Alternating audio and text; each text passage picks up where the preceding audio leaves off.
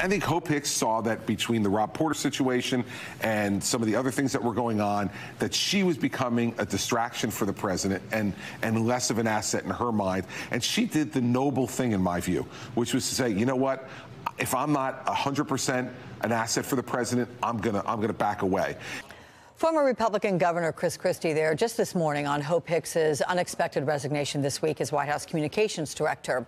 Joining me now, Katrina Pierson, former Trump campaign spokesperson. It's nice to see you again, Katrina. Thanks for joining me. Great to see you. Thank you. I want to get to your reaction to what the governor said there. I mean, I take it you worked with Hope Hicks during the campaign. You got to know her. So do you think she may have felt that she had somehow let the president down, thought it would be best to leave?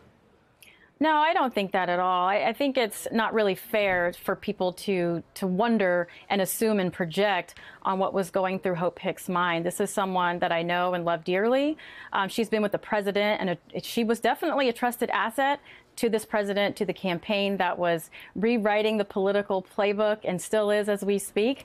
But, you know, she's young and she's courageous and she's bold and she has other aspirations. She's one of the few people that I've ever met in my life who doesn't define herself by her job description. So when she says she wants to explore other opportunities, I take that at face value. So that's why you think she's leaving, just because, is it because she's had enough, or because maybe something may have been presented to her after all this exposure and the like? Well, I think we'll find out soon enough, but I will say that everyone makes decisions based upon the totality of the circumstances surrounding them. And if she has found other opportunities to explore as her friend, I congratulate her, and I'm very excited for her journey because right now the world is at her feet. So the Washington Post has this anecdote about Hope Hicks's departure, that Trump told one friend that Hicks was a great young woman who, after 3 really intense years, was ready to do her own thing. But then other confidants said the president feels now abandoned and alone. He's not angry with Hicks, but he's frustrated by the circumstance. Can you talk about Hope's relationship, what it was like with the president? Did she have this calming effect on him as it's been described? Well, she was a trusted person and a confidant. And I can tell you, as a member of the 2016 primary campaign, Alex, we were a very, very small team. So selfishly, I'm sad that she decided to leave, and I'm frustrated that she left, but happy for her at the same time. So I don't see any reason why the president can't feel the same. And it appears that he does. He doesn't seem to be angry. But I'm just curious more about how her relationship with the president, like her effect of the president. I know you've probably heard it, that she's been called the Linus, you know, the guy with the blanket in the Charlie Brown cartoons, that she had that effect on him. Can you see that? Well, sure. Well, sure. She was definitely trusted, one of his closest advisors, a confidant, and very much a part of his inner core team. So naturally, it would be sad and happy at the same time. Like I said, she's young and she's bold and she's courageous. She's smart and very capable. So you want her to be successful and pursue her dreams. Okay, let's talk about tweets, something I know we've had to talk about in the past as well, but particularly this one about Alec Baldwin. Around his announcement, the president's announcement about steel tariffs as a response to some of the reporting coming out of the White House this week. How does the president handle pressure? What have you seen? How does he act when he feels like he's under scrutiny, particularly scrutiny that he doesn't like? Well, every time I've seen the president under pressure, he's very calm, more calm than you see when he's giving a speech or talking at a campaign rally.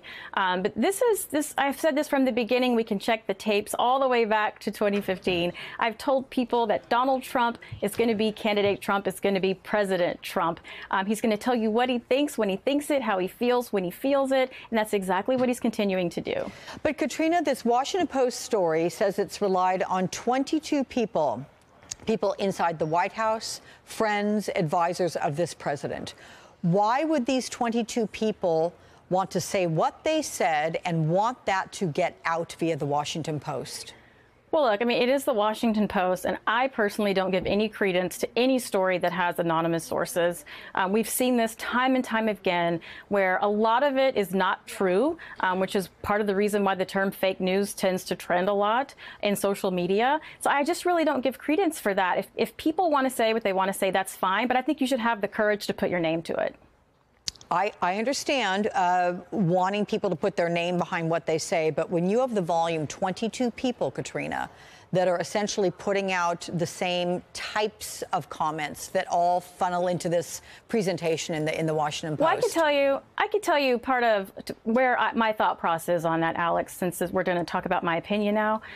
Look, you have a president and you have someone like Jared Kushner, who came into Washington, D.C., which is seriously upsetting the establishment, many of those who are still inside the administration.